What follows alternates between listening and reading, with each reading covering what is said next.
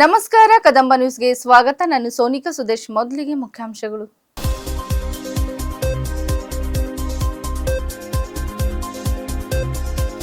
ಮೂರನೇ ಬಾರಿ ಸಚಿವರಾಗಿ ಈಶ್ವರ್ ಖಂಡ್ರೆ ಪ್ರಮಾಣ ವಚನ.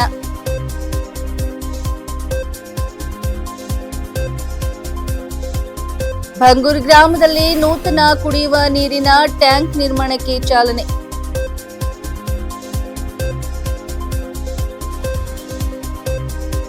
ಕಳಪೆ ಹಾಸ್ಟೆಲ್ ಆಹಾರ, ಶಾಸಕ ಸಲಗರ್ ಗರಂ.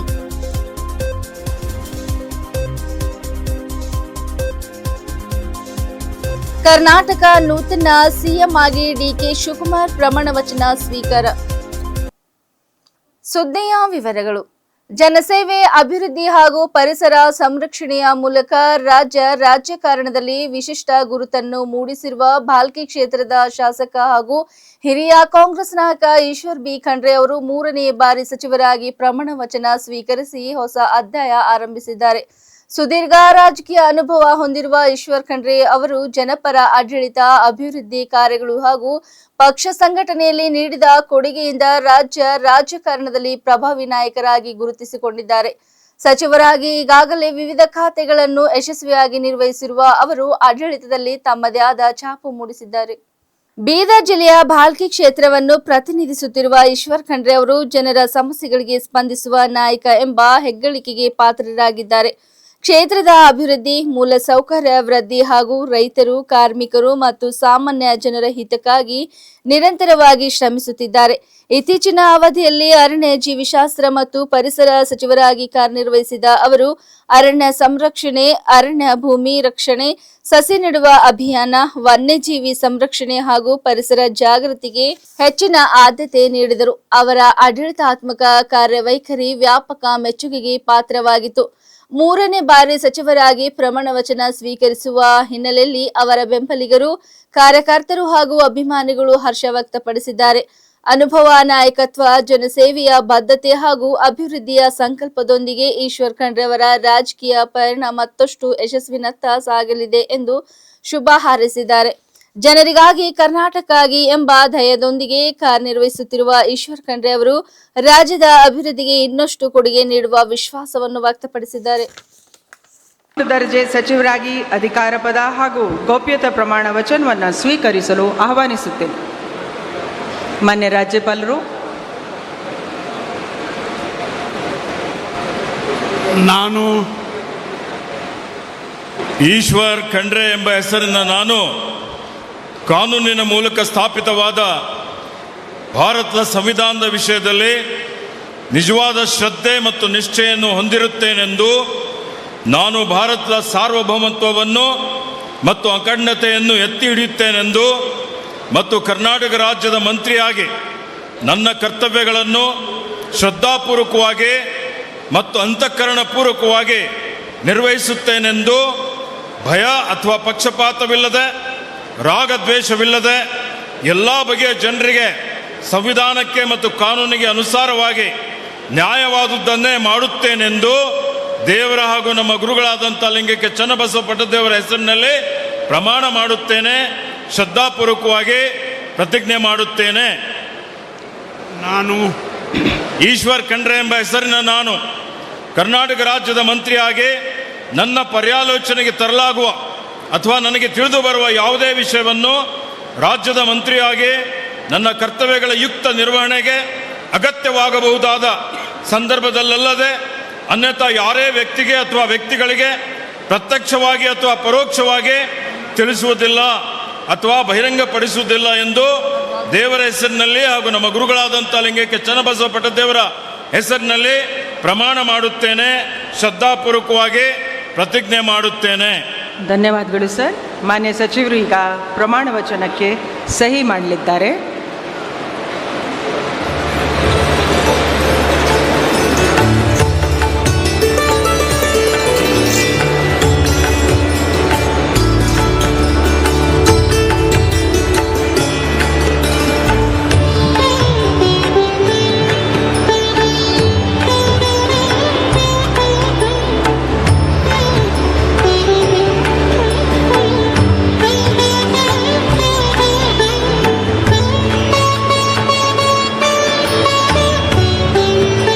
ಮಾನ್ಯ ಸಚಿವರಿಗೆ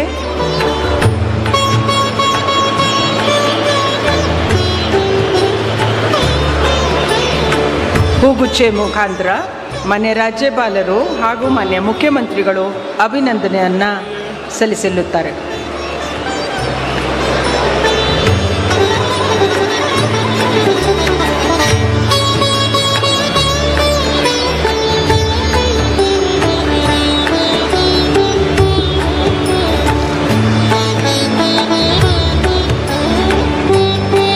ಈಗ ಶ್ರೀ ಬೀದರ್ ದಕ್ಷಿಣ ವಿಧಾನಸಭಾ ಕ್ಷೇತ್ರದ ಭಂಗೂರು ಗ್ರಾಮದಲ್ಲಿ ಗ್ರಾಮಸ್ಥರೊಂದಿಗೆ ಶುದ್ಧ ಹಾಗೂ ಸಮರ್ಪಕ ಕುಡಿಯುವ ನೀರಿನ ಸೌಲಭ್ಯ ಒದಗಿಸುವ ಉದ್ದೇಶದಿಂದ ನೂತನ ಕುಡಿಯುವ ನೀರಿನ ಟ್ಯಾಂಕ್ ನಿರ್ಮಾಣ ಕಾಮಗಾರಿಗೆ ಶಾಸಕ ಡಾ ಶೈಲೇಂದರ್ ಬೆಲ್ದಾಳೆ ಅವರು ಗುದ್ದಲಿ ಪೂಜೆ ನೆರವೇರಿಸುವ ಮೂಲಕ ಚಾಲನೆ ನೀಡಿದರು. ಗ್ರಾಮಸ್ಥರ ಬಹುಕಾಲದ ಬೇಡಿಕೆಯಾಗಿದ್ದ ಈ ಯೋಜನೆಯಿಂದ ಗ್ರಾಮದಲ್ಲಿ ಕುಡಿಯುವ ನೀರಿನ ಸಮಸ್ಯೆಗೆ ಶಾಶ್ವತ ಪರಿಹಾರ ದೊರೆಯುವ ನಿರೀಕ್ಷೆ ಮೂಡಿದೆ. ಕಾಮಗಾರಿ ಪೂರ್ಣಗೊಂಡ ನಂತರ ಗ್ರಾಮಕ್ಕೆ ನಿರಂತರ ಹಾಗೂ ಗುಣಮಟ್ಟದ ಕುಡಿಯುವ ನೀರು ಪೂರೈಕೆ ಆಗಲಿದ್ದು ಸಾರ್ವಜನಿಕರ ಜೀವನ ಮಟ್ಟ ಸುಧಾರಣೆಗೆ ಸಹಕಾರಿಯಾಗಲಿದೆ. ಈ ಸಂದರ್ಭದಲ್ಲಿ ಮಾತನಾಡಿದ ಅವರು, ಗ್ರಾಮೀಣ ಪ್ರದೇಶಗಳಲ್ಲಿ ಮೂಲಭೂತ ಸೌಕರ್ಯಗಳ ಅಭಿವೃದ್ಧಿಗೆ ಸರ್ಕಾರ ಹಾಗೂ ಕ್ಷೇತ್ರದ ವತಿಯಿಂದ ಹೆಚ್ಚಿನ ಆದ್ಯತೆ ನೀಡಲಾಗುತ್ತಿದೆ. ಜನರ ಅಗತ್ಯಗಳಿಗೆ ಸ್ಪಂದಿಸುವ ಅಭಿವೃದ್ಧಿ ಕಾಮಗಾರಿಗಳನ್ನು ಹಂತ ಹಂತವಾಗಿ ಕೈಗೊಳ್ಳಲಾಗುತ್ತಿದ್ದು, ಭಂಗೂರು ಗ್ರಾಮದಲ್ಲಿನ ಕುಡಿಯುವ ನೀರಿನ ಸಮಸ್ಯೆ ನಿವಾರಣೆಗೆ ಈ ಯೋಜನೆ ಮಹತ್ವದ ಪಾತ್ರ ವಹಿಸಲಿದೆ ಎಂದು ತಿಳಿಸಿದರು. ಕಾಮಗಾರಿಯನ್ನು ಗುಣಮಟ್ಟದೊಂದಿಗೆ ಹಾಗೂ ನಿಗದಿತ ಅವಧಿಯೊಳಗೆ ಪೂರ್ಣಗೊಳಿಸುವಂತೆ ಗುತ್ತಿಗೆದಾರರಿಗೆ ಸೂಚನೆ ನೀಡಿದ ಅವರು, ಸಾರ್ವಜನಿಕರಿಗೆ ಉತ್ತಮ ಸೌಲಭ್ಯ ಕಲ್ಪಿಸುವಲ್ಲಿ ಯಾವುದೇ ರಾಜಿ ಮಾಡಿಕೊಳ್ಳುವುದಿಲ್ಲ ಎಂದು ಹೇಳಿದರು. ಹಾಸ್ಟೆಲ್ನಲ್ಲಿ ಕಳಪೆ ಗುಣಮಟ್ಟದ ಆಹಾರ ಹಾಗೂ ತರಕಾರಿ ಪೂರೈಕೆ ಮಾಡಲಾಗುತ್ತಿದೆ ಎಂದು ಆರೋಪಿಸಿ ವಿದ್ಯಾರ್ಥಿಗಳು ತರಕಾರಿಗಳನ್ನು ಹಿಡಿದು ಶಾಸಕರ ಕಚೇರಿಗೆ ಆಗಮಿಸಿ ದೂರು ಸಲ್ಲಿಸಿದ ಘಟನೆ ನಡೆದಿದೆ. ವಿದ್ಯಾರ್ಥಿಗಳ ಅಹವಾಲಿಗೆ ತಕ್ಷಣ ಸ್ಪಂದಿಸಿದ ಶಾಸಕ ಶರಣು ಸಲಗರ್ ಅವರು ಸಂಬಂಧಿತ ಅಧಿಕಾರಿಗಳ ವಿರುದ್ಧ ತೀವ್ರ ಅಸಮಾಧಾನ ವ್ಯಕ್ತಪಡಿಸಿದ್ದಾರೆ. ವಿದ್ಯಾರ್ಥಿಗಳು ಹಾಸ್ಟೆಲ್ನಲ್ಲಿ ನೀಡಲಾಗುತ್ತಿರುವ ತರಕಾರಿಗಳು ಮತ್ತು ಆಹಾರದ ಗುಣಮಟ್ಟ ತೀರಾ ಕಳಪೆಯಾಗಿದ್ದು ಆರೋಗ್ಯದ ಮೇಲೂ ದುಷ್ಪರಿಣಾಮ ಬೀರುವ ಸಾಧ್ಯತೆ ಇದೆ ಎಂದು ದೂರಿದರು. ಈ ವೇಳೆ ಕಳಪೆ ಗುಣಮಟ್ಟದ ತರಕಾರಿಗಳನ್ನು ಶಾಸಕರ ಮುಂದೆ ಪ್ರದರ್ಶಿಸಿ ತಮ್ಮ ಸಮಸ್ಯೆಯನ್ನು ವಿವರಿಸಿದರು. ವಿದ್ಯಾರ್ಥಿಗಳ ಅಹವಾಲು ಕೇಳಿದ ಶಾಸಕ ಶರಣು ಸಲಗರ್ ಅವರು ತಕ್ಷಣ ಸಂಬಂಧಿತ ಇಲಾಖೆಯ ಮಹಿಳಾ ಅಧಿಕಾರಿಗೆ ದೂರವಾಣಿ ಕರೆ ಮಾಡಿ ತೀವ್ರ ತರಾಟೆಗೆ ತೆಗೆದುಕೊಂಡರು. ವಿದ್ಯಾರ್ಥಿಗಳ ಆರೋಗ್ಯದೊಂದಿಗೆ ಆಟವಾಡುವ ಯಾವುದೇ ಅಧಿಕಾರಿಯನ್ನು ಸಹಿಸುವುದಿಲ್ಲ ಎಂದು ಎಚ್ಚರಿಕೆ ನೀಡಿದರು. ಸರ್ಕಾರ ವಿದ್ಯಾರ್ಥಿಗಳ ಉತ್ತಮ ಶಿಕ್ಷಣ ಹಾಗೂ ಆರೋಗ್ಯಕ್ಕಾಗಿ ಕೋಟ್ಯಾಂತರ ರೂಪಾಯಿ ವೆಚ್ಚ ಮಾಡುತ್ತಿದೆ. ಆದರೆ ಕೆಲವು ಅಧಿಕಾರಿಗಳ ನಿರ್ಲಕ್ಷ್ಯದಿಂದ ವಿದ್ಯಾರ್ಥಿಗಳಿಗೆ ಕಳಪೆ ಆಹಾರ ಪೂರೈಕೆಯಾಗುತ್ತಿರುವುದು ಖಂಡನೀಯ ಎಂದು ಶಾಸಕರು ಆಕ್ರೋಶ ವ್ಯಕ್ತಪಡಿಸಿದರು. ಹಾಸ್ಟೆಲ್ಗಳಲ್ಲಿ ಆಹಾರದ ಗುಣಮಟ್ಟ ಕಾಪಾಡುವುದು ಅಧಿಕಾರಿಗಳ ಜವಾಬ್ದಾರಿಯಾಗಿದ್ದು ವಿದ್ಯಾರ್ಥಿಗಳಿಗೆ ಉತ್ತಮ ಮತ್ತು ಪೌಷ್ಟಿಕ ಆಹಾರ ಒದಗಿಸಬೇಕು. ಈ ಕುರಿತು ಸಮಗ್ರ ಪರಿಶೀಲನೆ ನಡೆಸಿ ತಪ್ಪಿಸ್ಥರ ವಿರುದ್ಧ ಕಠಿಣ ಕ್ರಮ ಕೈಗೊಳ್ಳುವಂತೆ ಅಧಿಕಾರಿಗಳಿಗೆ ಸೂಚನೆ ನೀಡಿದರು. ಇದೇ ವೇಳೆ ವಿದ್ಯಾರ್ಥಿಗಳ ಸಮಸ್ಯೆಗಳಿಗೆ ಸದಾ ಸ್ಪಂದಿಸುವುದಾಗಿ ಭರವಸೆ ನೀಡಿದ ಶಾಸಕ ಶರಣು ಸಲಗರ್ ಅವರು ಹಾಸ್ಟೆಲ್ಗಳಲ್ಲಿನ ಆಹಾರ ಪೂರೈಕೆ ವ್ಯವಸ್ಥೆಯನ್ನು ಪರಿಶೀಲಿಸಿ ಅಗತ್ಯ ಸುಧಾರಣೆ ಕೈಗೊಳ್ಳಲಾಗುವುದು ಎಂದು ತಿಳಿಸಿದರು. ಇದು ಖಾನಾಪುರ ST ಹಾಸ್ಟೆಲ್ ವಿಸಿಟ್ ಮಾಡಿರಿ ಯಾವಾಗಲೇ? ಊಟ ಸಲ ಊಟ ದನಗಳು ಬಿ ತಿಂಬಲ್ರಿ, ಊಟ ಸಮೇತ ಬಂದಾಗ ದನಗಳು ಬಿ ತಿಂಬಲ್ಲ. ಸ್ವಲ್ಪ ನಿಯತ್ ಒಂದು ಸ್ವಲ್ಪ 10% ನಿಯತ್ ಇದ್ರು ಇಂಥ ಈ ಗತಿ ಬರಲ್ಲ ಮಕ್ಕಳಿಗೆ. 10% ನಿಯತ್ ಏನ್ ಹೇಳಿರಿ? ಇದೇ ತಿನ್ಬೇಕ ಮಕ್ಕಳು? ಏನ್ ನಿಮ್ಮ ಮನೆಯಂದದು ತಂದು ಮಾಡ್ಲತ್ತೀರ ನೀವೆಲ್ಲ? ಸರ್ಕಾರ ಕೊಡ್ಲತ್ತಿಲ್ಲ ನಿಮ್ಗ? ಯಾಕೆ ಹಿಂಗ್ ಮಾಡ್ತೀರಿ ನೀವೆಲ್ಲ? ನಿಮ್ಗೆ ಸಸ್ಪೆಂಡ್ ಮಾಡೋದು ಕೂರ್ತೀನಿ ನಾನೀಗ. ಧರಣಿ ಮಾಡ್ತೀನಿ ನಾನು ನಾಳೆ ಹೋಗಲಿ. ಅಲ್ಲರಿ ನಿಮ್ಮ ಮಕ್ಕಳಿಗೆ ಹಿಂಗದೆ ತಿನ್ನಿಸ್ತೀರಿ ಅಂದ್ರೆ ನೀವು? ನಿಮ್ಮ ಮಕ್ಕಳಿಗೆ ಹಿಂಗದೆ ತಿನ್ನಿಸ್ತೀರಿ ನೀವು? ಮತ್ತ ಅಲ್ಲಲ್ಲ, ಒಬ್ಬ ಲೇಡಿ ಆಫೀಸರ್ ಆಗಿ ನಿಮ್ಗೆ ಏನಾದ್ರೆ ಸ್ವಲ್ಪ ಒಬ್ಬ ಲೇಡಿ ಆಫೀಸರ್ ಆಗಿ ಮಕ್ಕಳು ಹಿಂತ ತಿನ್ಬೇಕೇನ್ರಿ? ನನ್ನ ಎದುರು ಊಟ ನೋಡಿ ಹೇಳ್ತೀನಿ ನಾನು. ನನ್ನ ಎದುರು ಊಟ, ನಿಮ್ಮ ಮೆಣಸಿಕಾಯಿ, ನಿಮ್ಮ ಟಮಾಟ ನಿಮ್ಮ ಎದುರು ಎಲ್ಲ ನನ್ನ ಕಡೆ ಎದುರು ಅದಾರಿ. ತರಕಾರಿ ತಗೊಂಡು ಬಂದಾರ ಅವರು. ನೀವು ಮಾಡಿ ಪಲ್ಯ ತಂದಾರ, ನಿಮ್ ಸಾಂಬಾರ್ ತಂದಾರ. ಮಾಡಲ್ಲ ರೀ ನೀವು. ನಿಮ್ಗೆ ದುಡ್ಡಿನ ಲಾಲಚ, ಅದಕ್ಕೆ ಹೆಂಗ್ ಮಾಡ್ತೀರಲ್ಲ. ಸರ್ಕಾರ ನಿಮ್ಮ ಸೆಲೆ ಕೊಡ್ಲತ್ತಿಲ್ರಿ, ಅದು ದುಡ್ಡ ಮಕ್ಕಳ ಸೆಲೆ ಕೊಡ್ಲತ್ತದ.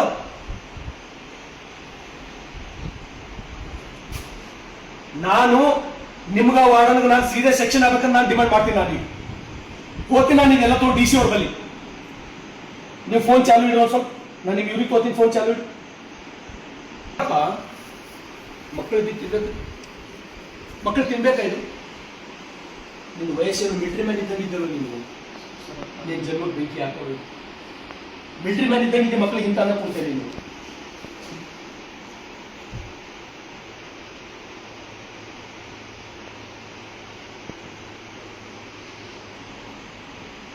ನಿಮ್ಮ ಡಿಸ್ಟ್ರಿಕ್ಟ್ ಆಫೀಸರ್ ಹೆಸರು ಏನದು?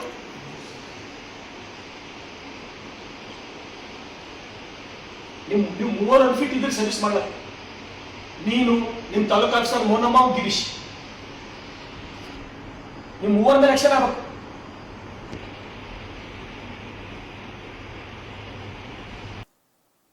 ರಾಜ್ಯ ರಾಜಧಾನಿಯ ಲೋಕಭವನದಲ್ಲಿ ನಡೆದ ಅದ್ದೂರಿ ಸಮಾರಂಭದಲ್ಲಿ ಕಾಂಗ್ರೆಸ್ ನಾಯಕ ಡಿಕೆ ಶಿವಕುಮಾರ್ ಅವರು ಕರ್ನಾಟಕದ ನೂತನ ಮುಖ್ಯಮಂತ್ರಿಯಾಗಿ ಪ್ರಮಾಣ ವಚನ ಸ್ವೀಕರಿಸಿದರು. ರಾಜ್ಯಪಾಲ ಥಾವರ್ ಚಂದ್ ಗೆಹ್ಲೋಟ್ ಅವರು ದೇವರ ಹೆಸರಲ್ಲಿ ಪ್ರಮಾಣ ವಚನ ಬೋಧಿಸಿದರು. ಸಮಾರಂಭವು ವಂದೇ ಮಾತರಂನ ಪೂರ್ಣ ಪಠಣದೊಂದಿಗೆ ಆರಂಭಗೊಂಡು ರಾಷ್ಟ್ರಗೀತೆ ಹಾಗೂ ನಾಡಗೀತೆ ಜೈ ಭಾರತ ಜನನಿಯ ತನುಜಾತೆ ಗಾಯನದೊಂದಿಗೆ ಮುಂದುವರಿಯಿತು.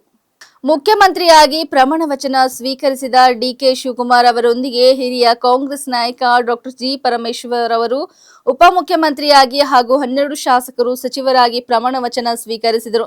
ಪ್ರಮಾಣ ವಚನ ಸಮಾರಂಭದಲ್ಲಿ ಮಾಜಿ ಮುಖ್ಯಮಂತ್ರಿ ಸಿದ್ದರಾಮಯ್ಯ, ಎಐಸಿಸಿ ಅಧ್ಯಕ್ಷ ಮಲ್ಲಿಕಾರ್ಜುನ್ ಖರ್ಗೆ, ಕಾಂಗ್ರೆಸ್ ನಾಯಕ ರಾಹುಲ್ ಗಾಂಧಿ, ರಣದೀಪ್ ಸುರ್ಜೇವಾಲಾ, ಕೆಸಿ ವೇಣುಗೋಪಾಲ್ ಸೇರಿದಂತೆ ಪಕ್ಷದ ಹಿರಿಯ ನಾಯಕರು ಹಾಗೂ ಗಣ್ಯರು ಉಪಸ್ಥಿತರಿದ್ದರು. ಹೊಸ ಸರ್ಕಾರದ ಅಧಿಕಾರ ಸ್ವೀಕಾರದೊಂದಿಗೆ ರಾಜ್ಯದ ಅಭಿವೃದ್ಧಿ, ಜನಪರ ಆಡಳಿತ ಹಾಗೂ ಚುನಾವಣಾ ಭರವಸೆಗಳ ಅನುಷ್ಠಾನದತ್ತ ಸರ್ಕಾರ ಗಮನ ಹರಿಸಲಿದೆ ಎಂಬ ನಿರೀಕ್ಷೆ ವ್ಯಕ್ತವಾಗಿದೆ.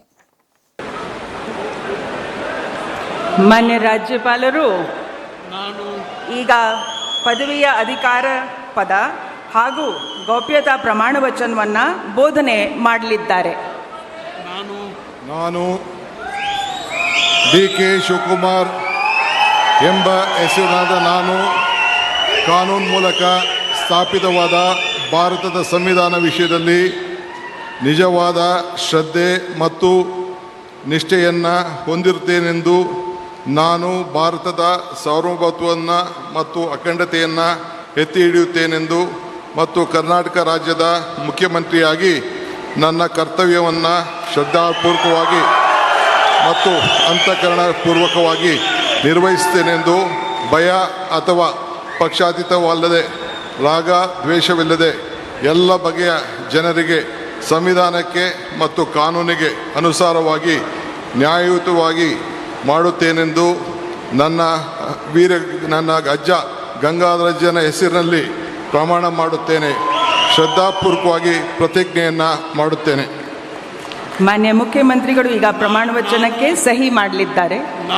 ನಾನು ಡಿಕೆ ಶಿವಕುಮಾರ್ ಎಂಬ ಹೆಸರಿನ ನಾನು ಕರ್ನಾಟಕ ರಾಜ್ಯದ ಮುಖ್ಯಮಂತ್ರಿಯಾಗಿ ನನ್ನ ಪರ್ಯಾಲೋಚನೆಗೆ ತರಲಾಗುವ ಅಥವಾ ನನಗೆ ತಿಳಿಯದೇ ಬರುವ ಯಾವುದೇ ವಿಷಯವನ್ನು ರಾಜ್ಯದ ಮುಖ್ಯಮಂತ್ರಿಯಾಗಿ ನನ್ನ ಕರ್ತವ್ಯವನ್ನು ಮುಕ್ತ ನಿರ್ವಹಣೆಯ ಅಗತ್ಯವಾಗುವುದೆಂದು ಸಂದರ್ಭದಲ್ಲಿ ಅಲ್ಲದೆ ಅನಾತ್ಯ ಯಾರೇ ವ್ಯಕ್ತಿಗೆ ಅಥವಾ ವ್ಯಕ್ತಿಗಳಿಗೆ ಪ್ರತ್ಯೇಕವಾಗಿ ಅಥವಾ ಪರೋಕ್ಷವಾಗಿ ತಿಳಿಸುವುದಿಲ್ಲ ಅಥವಾ ಬಹಿರಂಗಪಡಿಸುವುದಿಲ್ಲ ಎಂದು ನನ್ನ ಅಜ್ಜನ ವೀರ ಗಂಗಾಧರ ಅಜ್ಜರ ಹೆಸರಿನಲ್ಲಿ ಪ್ರಮಾಣ ಮಾಡುತ್ತೇನೆ. ಶ್ರದ್ಧಾಪೂರ್ವಕವಾಗಿ ಪ್ರತಿಜ್ಞೆಯನ್ನು ಮಾಡುತ್ತೇನೆ.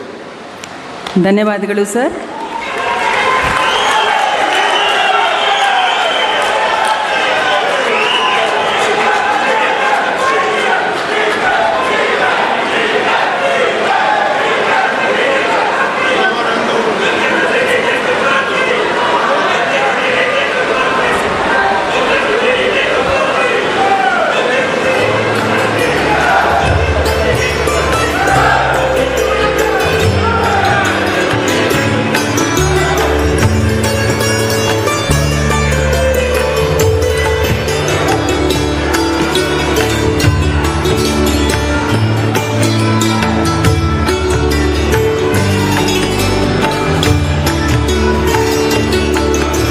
ಮಾನ್ಯ ಮುಖ್ಯಮಂತ್ರಿಗಳಿಗೆ ಹೂಗುಚ್ಛೆಯನ್ನು ನೀಡುವ ಮುಖಾಂತರ ಮಾನ್ಯ ರಾಜ್ಯಪಾಲರು ಅಭಿನಂದಿಸಲಿದ್ದಾರೆ.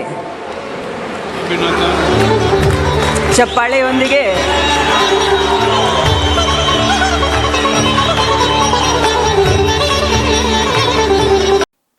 ವಿಶ್ವ ಪರಿಸರ ದಿನಾಚರಣೆ ಅಂಗವಾಗಿ ಜೂನ್ 5ರಂದು ಗ್ರೀನ್ ಬೀದಾರ್ ಹೆಸರಿನ ವಿಶೇಷ ಕಾರ್ಯಕ್ರಮವನ್ನು ಆಯೋಜಿಸಲಾಗಿದ್ದು, ಪರಿಸರ ಸಂರಕ್ಷಣೆ ಕುರಿತು ಸಾರ್ವಜನಿಕರಲ್ಲಿ ಜಾಗೃತಿ ಮೂಡಿಸುವ ಉದ್ದೇಶ ಹೊಂದಲಾಗಿದೆ ಎಂದು ಜಮಾತ್-ಇ-ಇಸ್ಲಾಮಿ ಹಿಂದ್ ಸಂಘಟನೆಯ ಪದಾಧಿಕಾರಿಗಳು ತಿಳಿಸಿದರು. ನಗರದ ಪತ್ರಿಕಾ ಭವನದಲ್ಲಿ ಇಂದು ನಡೆದ ಪತ್ರಿಕೆಗೋಷ್ಠಿಯಲ್ಲಿ ಮಾತನಾಡಿದ ಅವರು, ಸ್ವಚ್ಛತೆ ಮತ್ತು ಪರಿಸರ ಸಂರಕ್ಷಣೆ ಪ್ರತಿಯೊಬ್ಬರ ಜವಾಬ್ದಾರಿಯಾಗಿದ್ದು, ನಗರವನ್ನು ಸ್ವಚ್ಛ ಹಾಗೂ ಮಾಲಿನ್ಯ ಮುಕ್ತವಾಗಿಡಲು ಎಲ್ಲರೂ ಕೈಜೋಡಿಸಬೇಕು ಎಂದು ಕರೆ ನೀಡಿದರು.